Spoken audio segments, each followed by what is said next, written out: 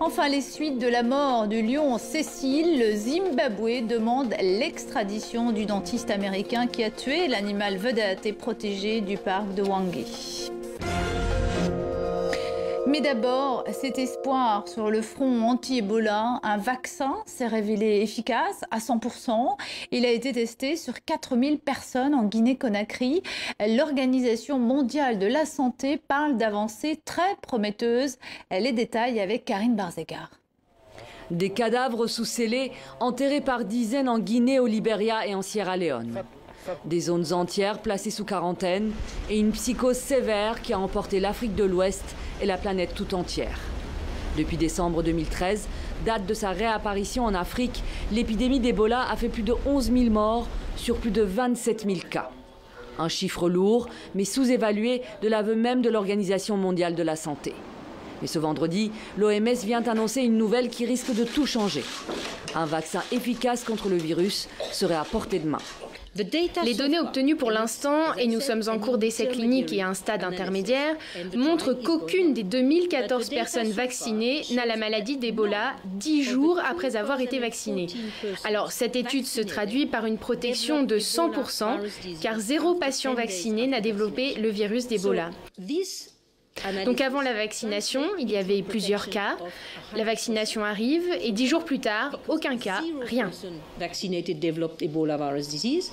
Ce vaccin s'appelle VSV-Zebov, développé par l'Agence de la santé publique du Canada avec une licence déposée par les laboratoires américains Merck et Newlink Genetics Corp. L'essai a été mis au point grâce à l'OMS et des experts européens, américains et guinéens. C'est d'ailleurs en Guinée que les essais ont eu lieu. Si son efficacité est prouvée, alors cela va changer la donne. Cela va changer la gestion de l'épidémie actuelle d'Ebola et les futurs déclenchements d'épidémies. Parallèlement à cet essai, un autre vaccin développé par des organismes britanniques et américains est actuellement testé au Libéria. Au Nigeria, les islamistes de Boko Haram ont mené une nouvelle attaque dans un village dans l'état d'Yobe. 10 personnes ont été tuées. Les assaillants ont attaqué Koukouma Gari à moto. Et puis autre attaque dans leur fief, cette fois de Maïdougouri. Une femme kamikaze s'est fait exploser sur un marché. 6 personnes sont mortes. La lutte contre Boko Haram qui s'organise avec la mise en place de la force militaire régionale et cette opération de ratissage menée par l'armée tchadienne. Avec nous, Samuel Nenbok, vous êtes chercheur à l'Institut des relations internationales stratégiques. Le Tchad annonce avoir tué 117 combattants de Boko Haram sur les îles du lac Tchad. En fait, ce front, c'est un front parmi tant d'autres. Parmi plusieurs autres. Oui, effectivement, parmi tant d'autres. De toutes les façons, on ne peut pas identifier clairement les différents fronts sur lesquels Boko Haram peut arriver à faire entendre sa voix. Il est clair que les frontières qui séparent le Nigeria au Tchad, du Nigeria au Niger, mais aussi le Nigeria au Cameroun sont potentiellement, et on l'a vu depuis quelques années, les fronts sur lesquels Boko Haram arrive à obtenir une quelconque maîtrise. Et donc, à ce niveau, il n'y a pas de réflexion à faire. Simplement, on ne peut pas identifier clairement le nombre de fronts parce que Boko Haram arrive à activer les cellules dormantes à l'intérieur des pays au gré de sa volonté, au gré de sa stratégie par rapport à la riposte que les États de la région essayent d'apporter pour contenir sa menace. Oui, parce qu'il y a plusieurs groupes de Boko Haram, ce n'est pas un seul mouvement très unifié. Oui, il n'y a peut-être pas un seul groupe unifié, mais il est difficile de le souligner. Simplement, on peut observer que depuis que Boko Haram est rentré en guerre contre les États de la région, il a eu beaucoup de temps pour pouvoir enrôler idéologiquement les jeunes qui sont devenus des combattants.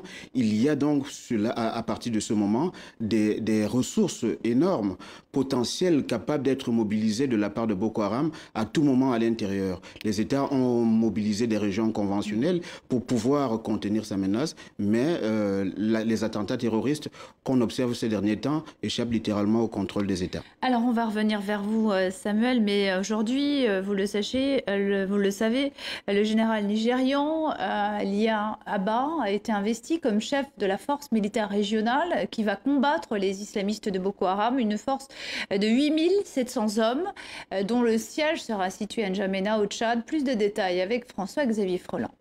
Voici l'homme qui dirigera cette nouvelle force multinationale conjointe, le général Lia Abba, un officier d'infanterie musulman originaire du nord du Nigeria qui connaît bien la secte islamiste Boko Haram. Il l'a déjà longtemps combattu lorsqu'il dirigeait la 2e brigade de l'armée de son pays, basée à Kano dans le nord. Fort de cette expérience, il prend le commandement depuis N'Djamena des troupes conjointes du Nigeria, du Cameroun, du Niger, du Bénin et du Tchad. La création de la force multinationale conjointe est la meilleure chose qui soit arrivée dans cette région.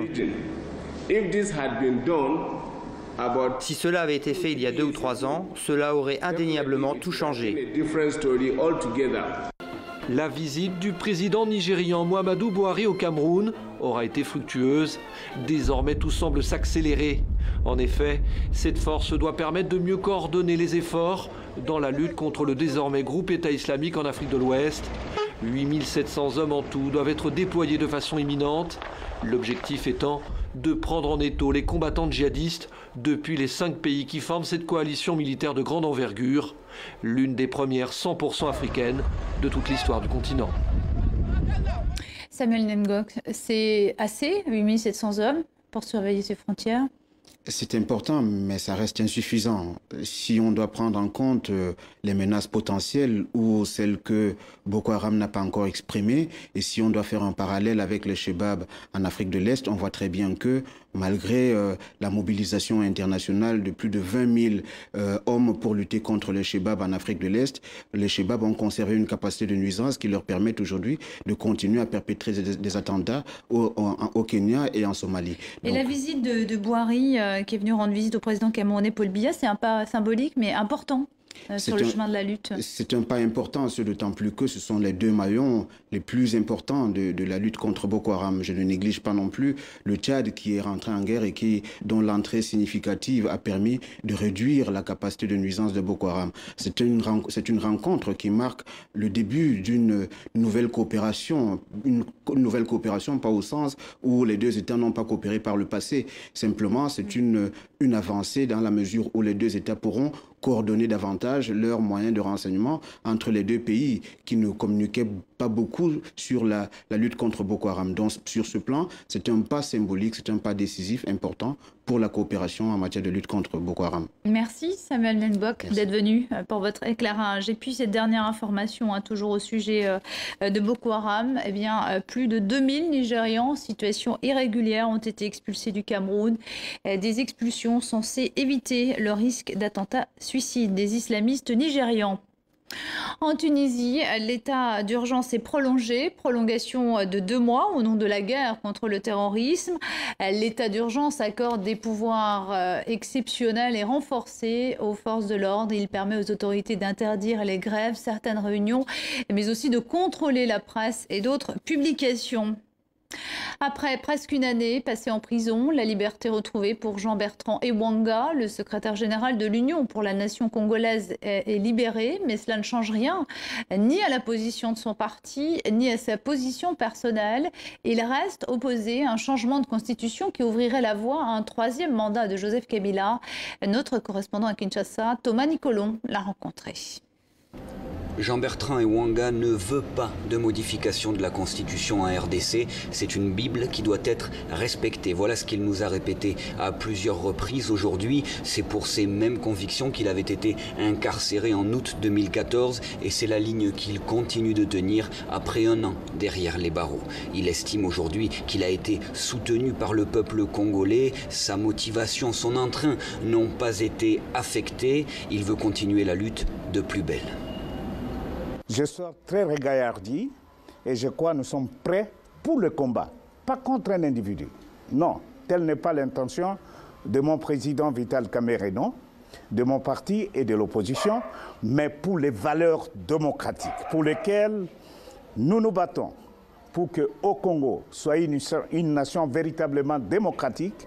La libération de Jean-Bertrand Ewanga intervient alors qu'au cours des dernières semaines, plusieurs rapports s'inquiètent des violations des droits de l'homme en RDC et tout particulièrement dans le contexte actuel de processus électoral qui va mener le pays jusqu'à la présidentielle de novembre 2016. Plusieurs partis d'opposition s'inquiètent, ils ont peur que le président actuel, Joseph Kabila, souhaite briguer un troisième mandat. Ce serait alors une décision anticonstitutionnelle.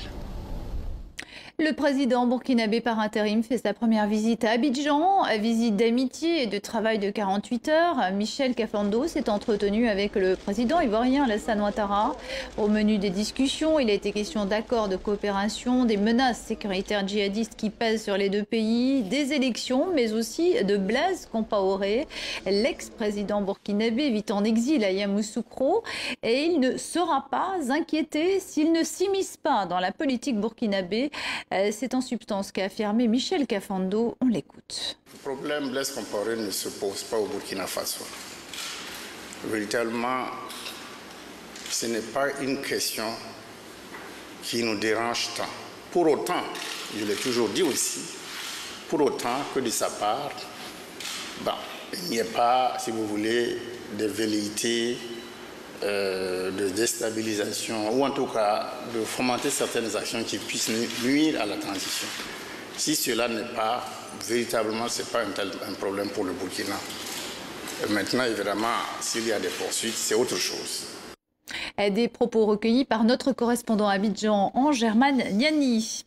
Ce vendredi, les Malgaches votaient pour les municipales. 1650 communes étaient appelées à élire leur maire, mais la capitale reste le principal enjeu de cette élection. La femme de l'ancien président, Marc Ravalomanane, y est candidate. Ce scrutin faisait aussi figure de test pour le président malgache Radzaonari Mampian. Correspondance depuis Antananarive de Grace Rakotomanane. Il n'y a pas eu d'élection municipale à Madagascar depuis 8 ans. Pourtant, les Malgaches ne se sont pas déplacés pour voter aujourd'hui. Les premières tendances affichent un taux de participation très faible, même si les partis politiques se sont investis pendant la campagne. Au-delà de l'enjeu local, ces élections vont peser aussi au niveau national parce que les maires et les conseillers communaux qui seront élus, ils auront le statut des grands électeurs parce que c'est eux qui vont élire les sénateurs. Pour le HVM, le parti du président de la République, c'est l'occasion de mesurer son influence et aussi de se créer une base électorale. Ces élections marquent également les retrouvailles entre Marc Ravalomanane et Andry Rajoelina, frères ennemis politiques depuis 2009, pour mesurer leur popularité et également pour préparer les présidentielles en 2018. Ces deux anciens dirigeants présentent chacun des candidats dans presque tout le pays. Mais pour Ravalomanane en particulier, ces élections aussi, c'est une occasion pour lui de présenter sa femme à la mairie de Tananarive. Les premières tendances sur les résultats seront connues dès demain, mais les résultats officiels seront publiés dans pas moins de 2 semaines. L'émotion autour de la mort de Cécile, ce lion qui était la vedette de la réserve de Hwange, ne retombe pas. Aujourd'hui, le Zimbabwe a demandé l'extradition du dentiste américain qui a tué l'animal début juillet. Les explications de François-Xavier Freland. Ces photos continuent de provoquer l'indignation partout dans le monde. Sur les réseaux sociaux, les réactions hostiles de stars se succèdent quelques jours après l'assassinat de Cécile. Sur Twitter, l'actrice américaine Debra Messing parle de honte. L'ancienne championne de tennis tchèque, Martina Navratilova, estime que les auteurs devraient être jetés en prison. Plusieurs pétitions circulent pour demander au président Obama de faire juger le chasseur, le célèbre dentiste Walter Palmer, qui se cache toujours. À Bloomington, dans le Minnesota, l'assassin, comme on le surnomme, est attendu de pied ferme devant sa clinique par les défenseurs des animaux. Ce n'est pas la première fois qu'il fait ça. J'espère qu'il va recevoir une belle leçon et qu'on va se débarrasser du plus gros chasseur et assassin d'animaux du monde. Car c'est ce qu'il est. Si l'hypothèse de l'extradition de celui qui se vantait il y a encore peu de ses différents trophées semble peu crédible, elle est prise très au sérieux du côté des autorités zimbabwéennes. L'affaire Cécile est une formidable occasion pour le gouvernement très anti-américain de Robert Mugabe de dénoncer un acte considéré comme néocolonial. En effet, la traque du lion à la crinière noire, réalisée pour moins de 50 000 €, s'est déroulée dans la réserve naturelle de Wange, dans la plus totale illégalité. Malheureusement, nous n'avons pas pu appréhender à temps ce chasseur étranger. Il avait déjà réussi à s'enfuir dans son pays. Nous demandons aux autorités responsables de faciliter son extradition afin qu'il soit jugé pour ses actions illégales. Devant l'ampleur de l'émotion suscitée par la mort d'un des derniers lions de la